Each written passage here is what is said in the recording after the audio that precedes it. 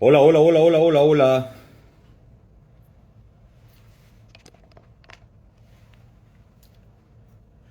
Hola, ¿qué tal, amigas y amigos? ¿Cómo van? Elizabeth Chirivela y una persona más. Llegaron Yepes Zulbarán 50 y 48 personas más. Y tenemos un pocotón de gente aquí. Bueno, este es nuestro encuentro todos los lunes a las 5 de la tarde con nuestro abogado de migración, Javier Montano Miranda. Antes, por supuesto, decirles que tenemos ya preparados los temas para darle durísimo hoy desde la entrevista en EBTV, el canal de la libertad, a nuestra prosecución de lucha, ¿no? Lo dicho por María Corina en entrevista a la agencia EFE sobre la próxima juramentación de Edmundo González Urrutia. Les cayó eso duro, ¿verdad? Sí, vamos a ver la clarificación de eso. A mi juicio, Karim Khan, desde la Corte Penal Internacional en esta fecha, ha lanzado su primer lamparazo, campanazo, mandarriazo, como ustedes le quieran llamar, pero es un golpe, ¿no? De advertencia, que es lo que regularmente siempre ocurre porque la presión ha sido tremendamente grande durante los últimos días respecto del coto que se le tiene que poner a un régimen que, por cierto, en esta fecha ha pedido que se apruebe con mayor celeridad la ley contra el fascismo, neofascismo y expresiones similares después de más de 25 asesinatos que lleva a cuestas por el tema de impedir, resistirse a lo que ocurrió el 28 de julio, que no es otra cosa que la elección de Edmundo González Urrutia. Bueno, hoy el tema con nuestro abogado de migración, Javier Montano Miranda, es ¿qué pasa cuando te citan a una corte de migración? ¿Qué pasa? ¿Qué hacer? ¿Cómo reaccionas? ¿Cómo debes acudir? ¿Con qué tipo de cosas debes acudir? Les digo a todos los que están aquí, si tienen familiares en los Estados Unidos, quédense aquí con nosotros y van tomando nota. Si tienen pensado acudir a los Estados Unidos por migración, es decir, porque han tomado la decisión de salir de sus países, quédense aquí con nosotros y tomen nota, por favor. De cualquier manera, es información sumamente contribuyente, para lo cual tenemos a un experto con más de 20 años en experiencia en estos asuntos. Y además es mi abogado de migración, el doctor Javier Montano Miranda, quien va a compartir de inmediato esta tarde con nosotros. Lo voy a invitar, se comunica con nosotros. Varios temas para ir clarificando esto del qué hacer cuando te citan a una corte de inmigración. Y ahí está. Javier, un fuerte abrazo. ¿Cómo estás? Estimado, muchas gracias por la invitación. Como siempre, un saludo a tu audiencia. Y pues bueno, muy pendientes, como tú sabes, de todo lo que está sucediendo en tu país. Creo que todos estamos observando, creo que la comunidad internacional está muy pendiente de lo que está pasando en Venezuela. Y bueno, y a todos ustedes que nos están escuchando, un gran abrazo y muchísima fuerza y perseverancia. Oye, Javier, tú sabes que el último escandalazo durante el fin de semana, que fue de un remitido del Wall Street Journal, que luego en esta fecha Washington, por lo menos sus representantes, los representantes de la Casa Blanca han desmentido, es que Estados Unidos había estado dispuesto a concederle una amnistía a Nicolás Maduro con tal de dejar el poder. Y yo me preguntaba, bueno, y si de pronto la oferta fuese tan benevolente que decirle amnistía y se viene para Estados Unidos y nada le pasa, yo te iba a preguntar, bueno, ¿tú serías capaz de asumir la representación en casos migratorios de Nicolás Maduro? No, no, para nada. Lamentablemente uno tiene límites y éticamente hablando, para mí es imposible representar a una persona de ese calibre. Ah, Lamentablemente no, se tiene que buscar otra persona para representarlo. Yo no. tú no, tú No, no. no, para nada. Yo tengo un compromiso muy fuerte con tu país, personal, profesional, de todo tipo y para nada. Yo no pudiera ver a mis... Oye, lo tratamos con cariño, yo te ayudo. No, no, para nada, no. Me imagino que va a haber otros abogados dispuestos a, pero no, yo no, yo no. Yo Oh, tengo un compromiso muy serio con tu país, así que yo para nada, no. Yo, así es, así es. Discúlpame la broma de no, introducción de yo sé, nuestra. no, yo sé que es broma porque tú me conoces y sabes cuál es mi posición. Cuando se Claro, trata de, claro, claro. Yo nunca conté aquí lo de, no, no sé si lo puedo contar. En una oportunidad, Javier, cuando un tipo en un restaurante vino a espetarle que Maduro era, que el régimen era bueno, que todo había una confabulación internacional, de broma, que él no se fue con un piñazo encima. sí, Pero no lo dije y me cayó la boca, porque bueno, no voy a hacer que digan sí, que aquí estamos muy violentos. ahí lo dejamos, dejémoslo así. Bueno, Sí, lamentablemente en Miami uno encuentra de todo. Y sí, tuve esa experiencia, la verdad, bizarra totalmente, ¿no? sí, sí, hay de todo, hay de todo. Bueno, vamos a comenzar entonces con el tema que nos convocó a esta conversación esta tarde, ¿no? ¿Qué pasa cuando te citan a una corte de inmigración? Lo primero que quería preguntarte es, ¿por qué causas te puede citar una corte de inmigración? ¿Es solo por tema de asilo o por otras causas? Puede ser por otras causas. Por ejemplo, si una persona está ilegalmente en los Estados Unidos, puede ser remitida a una corte de inmigración. ¿Cómo es que generalmente esto sucede? Bueno, muchas veces ofensas de tráfico, muchas veces cuando tú estás manejando y vas sin tu cinturón de seguridad o vas demasiado rápido, muchas veces eso puede ocasionar que te detengan y después que le llamen inmigración. En el sur de la Florida es muy difícil que eso suceda, pero sí ha pasado. Pero en otros condados que son menos amigables con el tema migratorio, sí, eso es una razón muy común de cómo una persona puede acabar con una corte de inmigración. La otra es cuando una persona comete un delito, es arrestada y después, antes de soltarlo, o sea, independientemente que pague la fianza, el Departamento de Inmigración puede poner un hold para que esa persona no salga, o sea, que esa persona no sea liberada independientemente de haber puesto la fianza hasta que un oficial revise su caso y determine si está legal o no en los Estados Unidos. Pero la causa principal, yo creo que vemos en la oficina al menos, es cuando una persona aplicó al asilo, lamentablemente no fue un asilo exitoso y la oficina de asilo muy diplomáticamente te dice, no te estoy negando tu asilo, pero ahora va a haber otra persona, otra oficina que va a revisar tu expediente y esa otra persona y esa otra oficina es un juez de inmigración donde ya estás en una corte de inmigración en proceso de deportación. Entonces, esas creo que son las causas principales por lo que una persona acaba con una cita para ir a ver a un juez de inmigración. Regularmente, Javier, ¿cómo se reciben estas citaciones a una corte de inmigración? Por correo. Por correo, mucha gente tiene la idea de que inmigración va a estar buscando a la persona, tiene la idea que le va a mandar un correo electrónico, de que si se mueve de domicilio, de residencia, que inmigración va a estar buscándolo, no para nada. Una de las obligaciones principales que una persona tiene ante la Corte de Inmigración es notificar el cambio de dirección. Y eso incluye cambio de dirección hasta en el mismo edificio. Mucha gente dice, no, es que me mudé del apartamento 1 al 12, entonces no tengo que notificarlo. No, es tu obligación. ¿Y por qué es una obligación tan importante? Porque la manera en que el Departamento de Inmigración y la Corte de Inmigración te notifica es por correo regular, Correo ni regular, siquiera no certificado. correo electrónico. No correo electrónico, ni siquiera correo certificado, por correo regular. Entonces es muy importante tener la información al día ante el Departamento de Inmigración, sobre todo con el domicilio.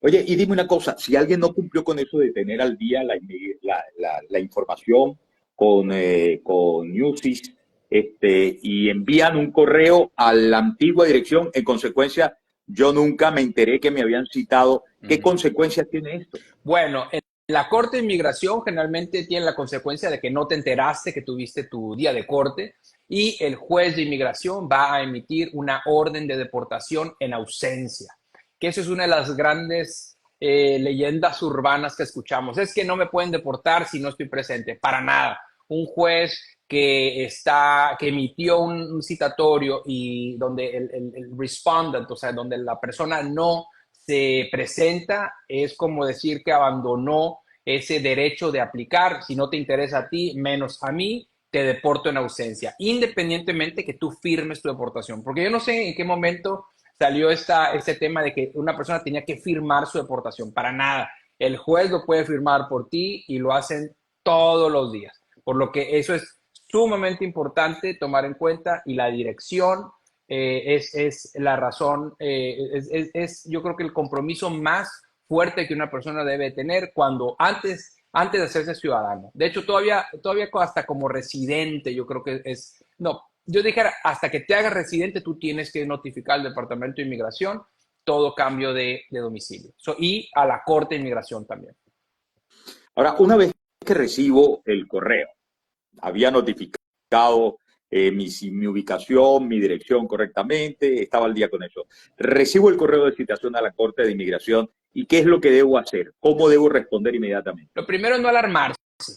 Una cuestión muy interesante es de que no porque te pongan en proceso de deportación vas a ser deportado, pero sí es algo que debes de tomar en serio, algo donde te tienes que preparar, donde creo que debes de contratar a un abogado de inmigración. El defenderte solo es una tontería, independientemente que tengas un postdoctorado en otro país. Lamentablemente el tema migratorio es muy técnico, cambia constantemente, lo hemos dicho mil veces aquí, que es un tema mercurial que está cambiando muchas veces cada semana. Entonces, es importante tener yo te dijera, no solamente una opinión, sino varias opiniones de abogados de inmigración para determinar la estrategia a seguir. Pero lo primero es no alarmarse.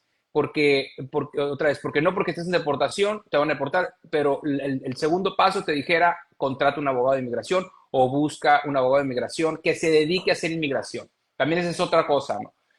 Tengo a un cuñado, a un hermano que hace derecho criminal o que hace derecho de real estate, de bienes y raíces. No, este es un tema muy técnico, muy específico. Tomémoslo en serio, contrata un especialista.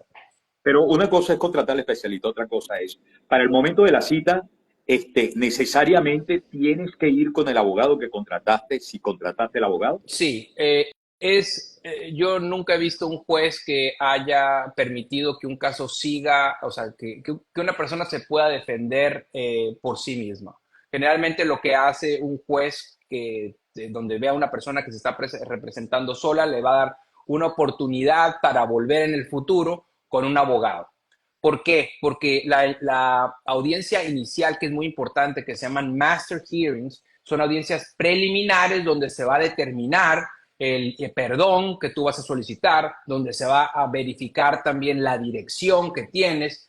También te van a preguntar, bueno, también van a cerciorar que estés vivo, que eso escucha ridículo, pero es una realidad.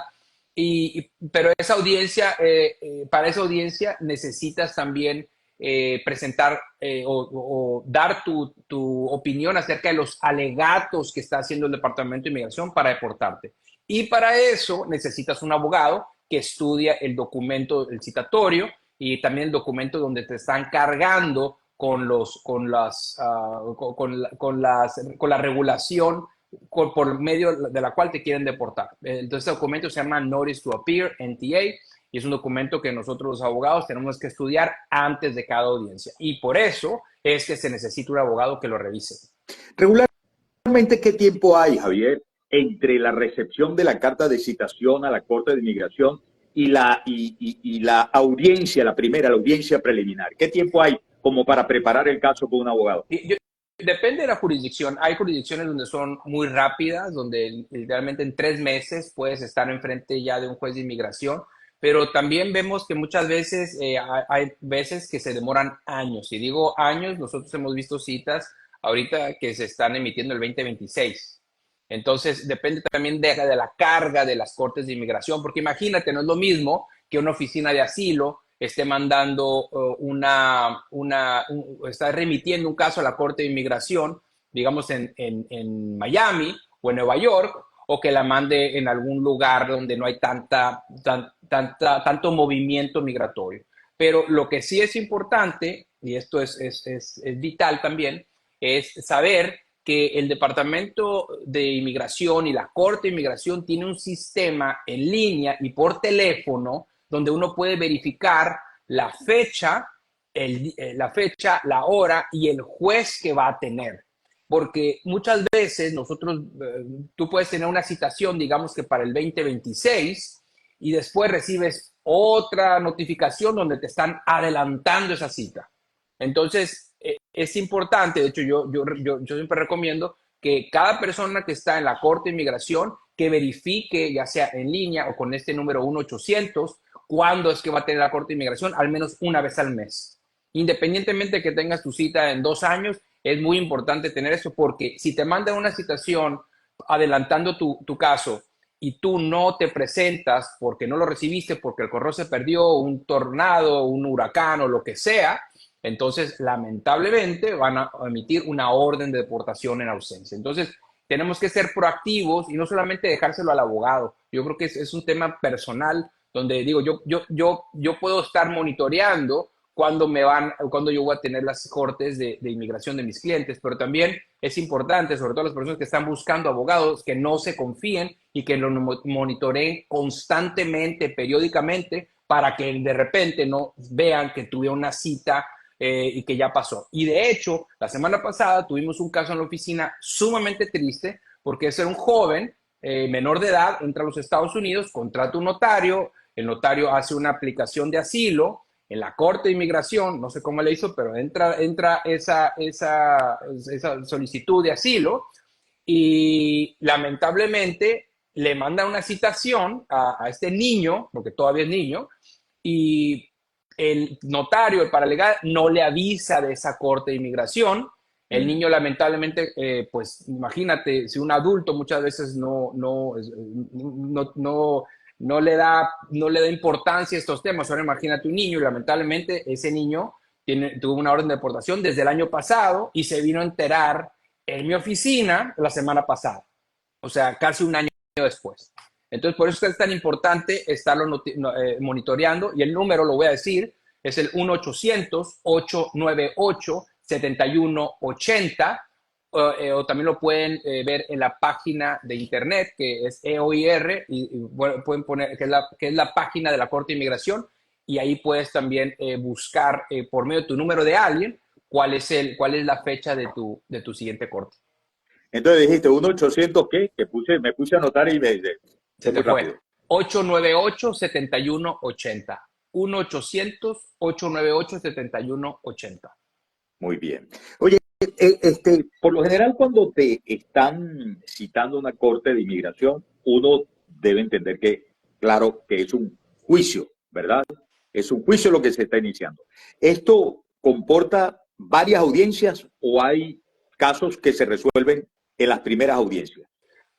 Mira, hay muchos casos, sobre todo de Venezuela, que se están resolviendo en la primera audiencia, porque cuando tú te presentas a la Corte de Inmigración, tú puedes ofrecerle al juez o al fiscal cerrar el caso, por ejemplo, cuando una persona tiene TPS.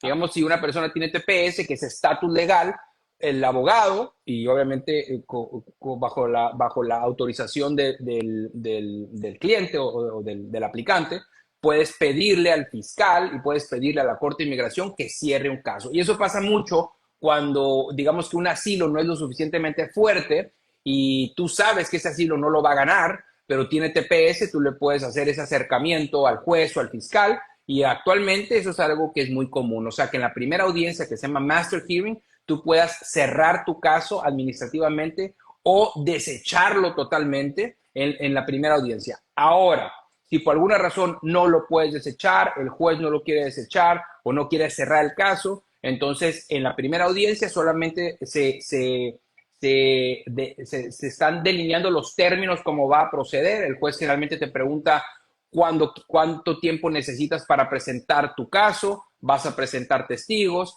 te va a dar ciertas fechas donde tú tienes que someter a las aplicaciones de asilo o las aplicaciones de soporte de la solicitud y te va a una cita para el futuro. En la actualidad estamos viendo citas 2026, 2027, al menos en Miami. Entonces, en ese tipo de casos, pues la primera audiencia, que es preliminar, pues generalmente son temas muy rápidos, generalmente 5 o 10 minutos y ya estás fuera. Pero la siguiente audiencia, que se llama individual o individual hearing, ahí es donde ya tú presentas tu caso, donde presentas testimonio, donde presentas argumentos. Por eso es que ¿Qué, es tan importante qué, presentarse a la primera. qué Ajá. tipo de documentación habría que llevar porque sí a la primera audiencia? Ya sabemos que en la próxima, a no ser que en la primera pidas que se deseche tu caso y el juez te escuche y te haga caso, ¿no? Pero para la primera sí, porque sí, ¿qué tipo de documentación deberías llevar? En realidad mínima. Debes llevar la cita de la Corte de Inmigración para poder entrar al edificio, una identificación y ya. No tienes que llevar nada más. Para las audiencias iniciales generalmente solamente te debes de presentar. Eso es todo. Para muchas veces, bueno, si tienes TPS quizás y tu abogado no hizo esa presentación anteriormente, bueno, puedes presentar el recibo o la aprobación de tu TPS para mostrárselo al juez y al fiscal para cerrar los casos. Pero para ir, en realidad, los requisitos son mínimos. Identificación y la cita de la corte para poder entrar al edificio. ¿Qué pasa si ya no se vive en el mismo lugar de cuando se aplicó al asilo? Buena Eso, pregunta. ¿la citación es en el estado ya donde vives ahora de nuevo o cómo es la cosa? Bueno, aquí hay dos variantes. Si te mudaste dentro de la misma ciudad, donde la corte tiene jurisdicción, la misma corte tiene jurisdicción, solamente tienes que hacer una notificación a la corte de inmigración, que generalmente son procesos muy sencillos, se pueden hacer en línea o se pueden hacer por medio de tu abogado.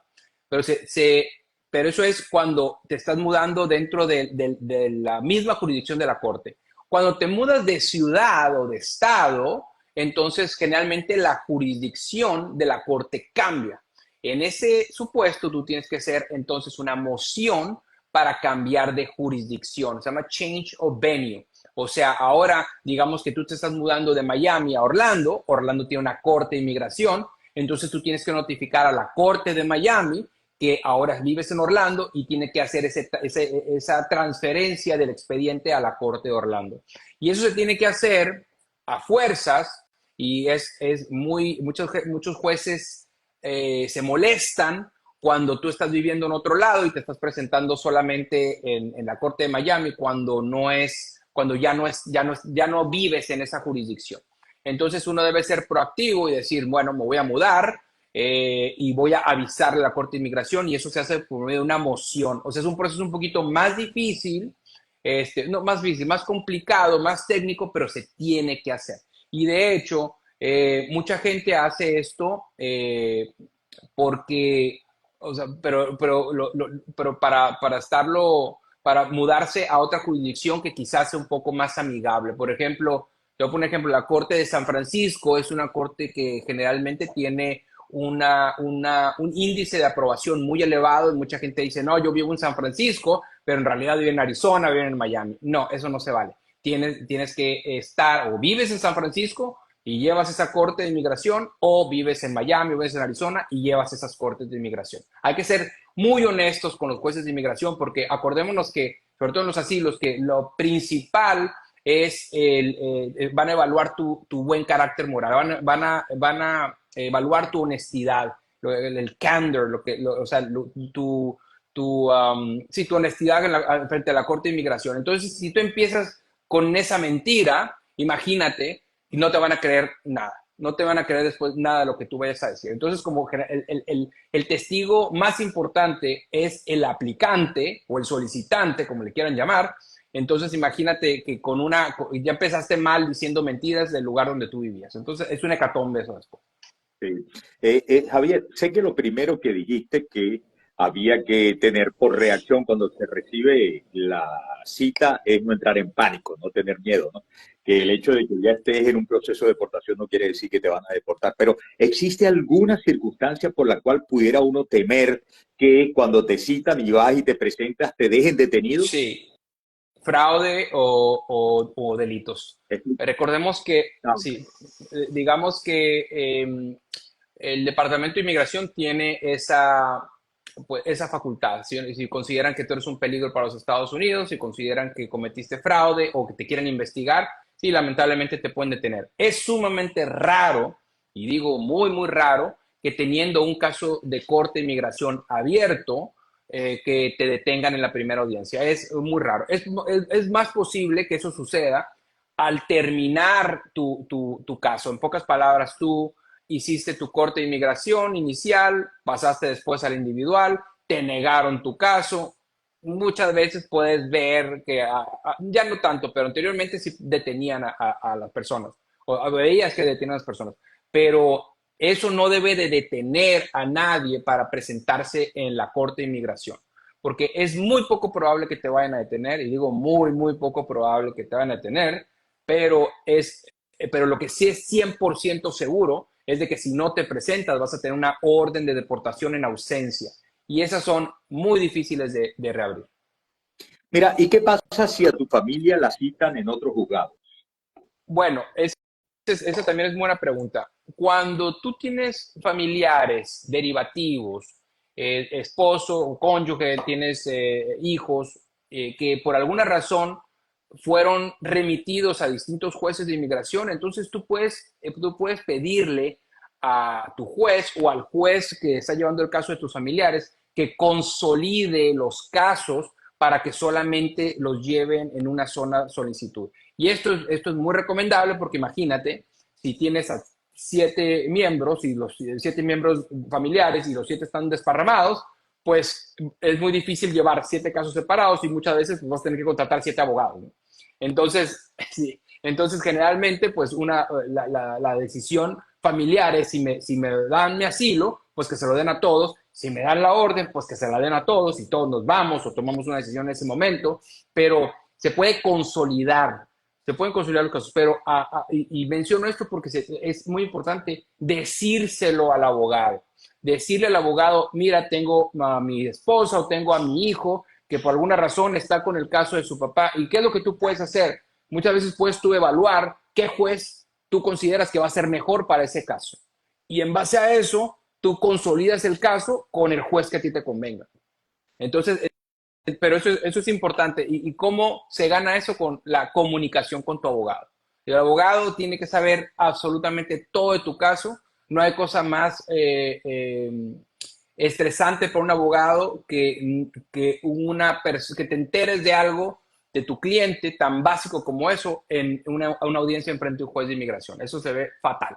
Entonces, ¿cómo se gana eso? Con la comunicación con el abogado. Oye, y regularmente el juez responde afirmativamente a una petición de consolidación de los casos familiares, o eso también es potestativo, porque ¿cómo es la cosa ahí? Sí, generalmente los jueces y sobre todo ahora con el gran volumen de casos que están en las cortes de inmigración, muchas veces pues yo me imagino que lo que quieren es deshacerse de casos.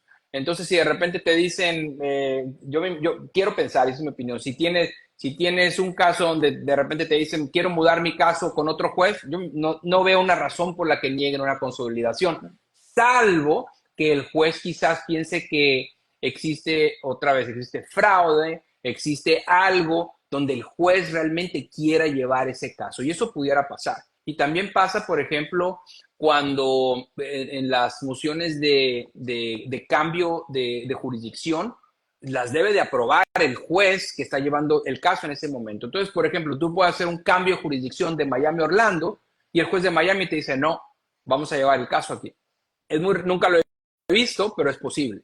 Pero a lo que voy es de que sí, el juez tiene la última palabra en este tipo de casos. Bueno, mi querido Javier, muchísimas gracias. Como es costumbre, pues siempre son muy interesantes las conversaciones.